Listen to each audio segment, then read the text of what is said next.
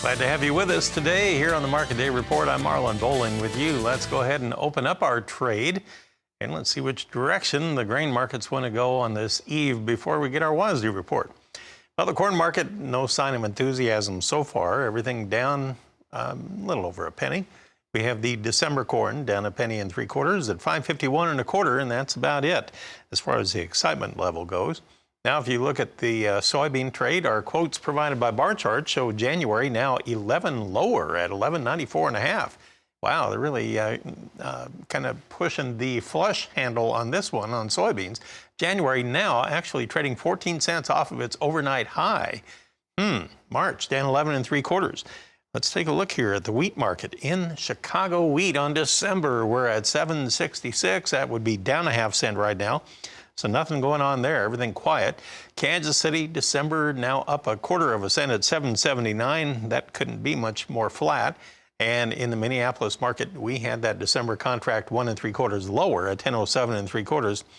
Dewey Strickler joins us now. He's with AgWatch Market Advisors in Franklin, Kentucky. And Dewey, this market is extremely quiet.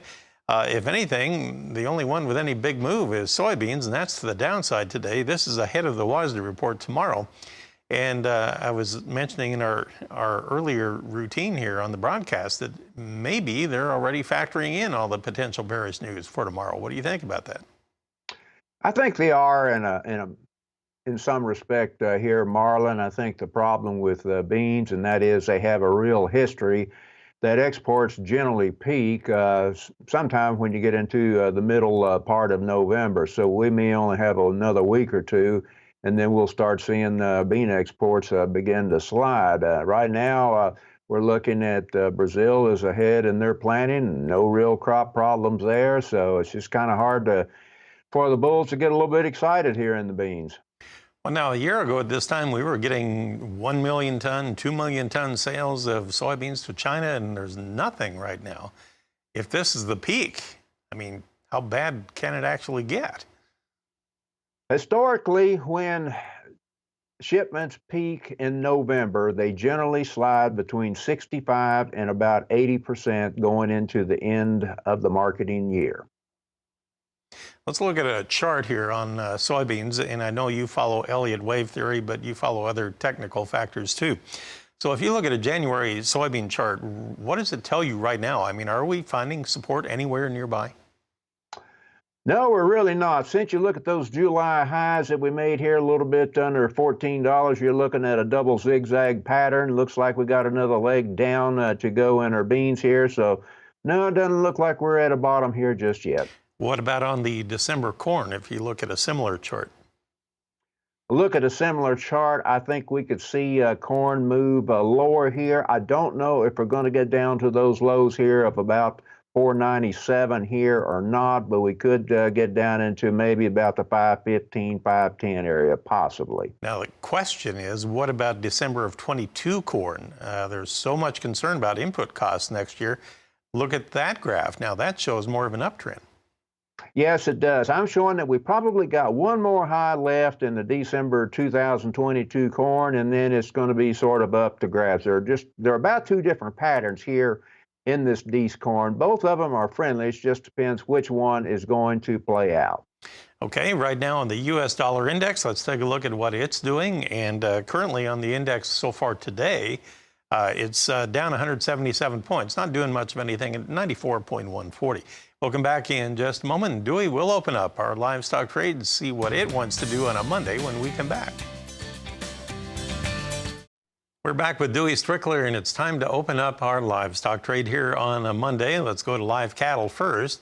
And here's what we're doing here in the early trading. We're a little bit higher. We have December live cattle, $0.50 higher, Dewey. We're at $132.30 per hundredweight.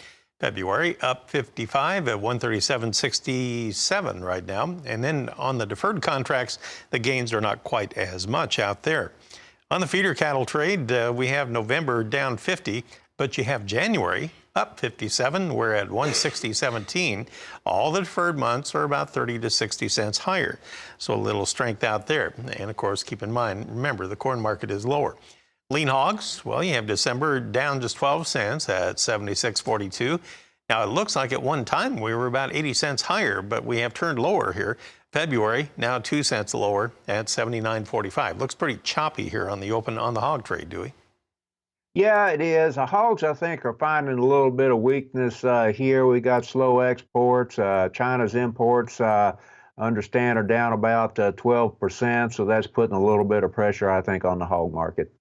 Now, what about on the cattle market? Of course, we have a little bit of strength here on the futures today, but I was talking earlier in the broadcast about the strong cash cattle market that developed on Friday. Was that a surprise to you?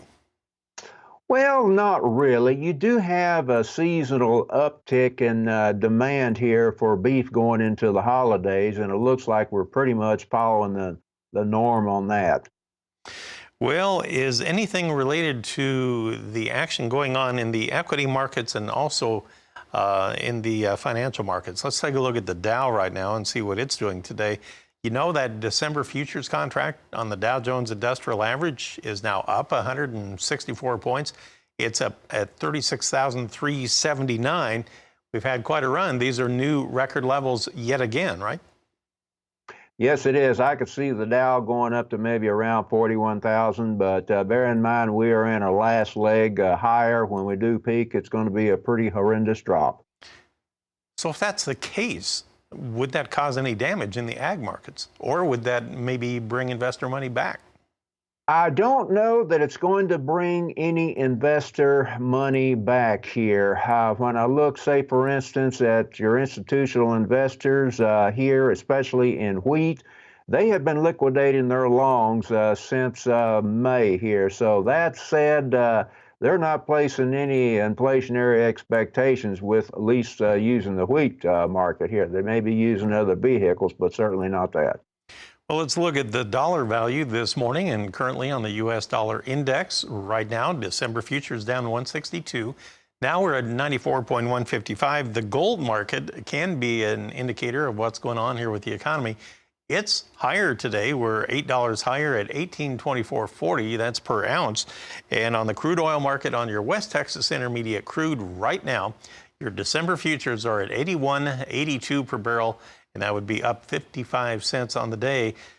The price per barrel on the crude oil market has sagged back a little bit, but boy, anytime you're over 80 bucks, it has to put a little bit of pressure on the economy, you would think.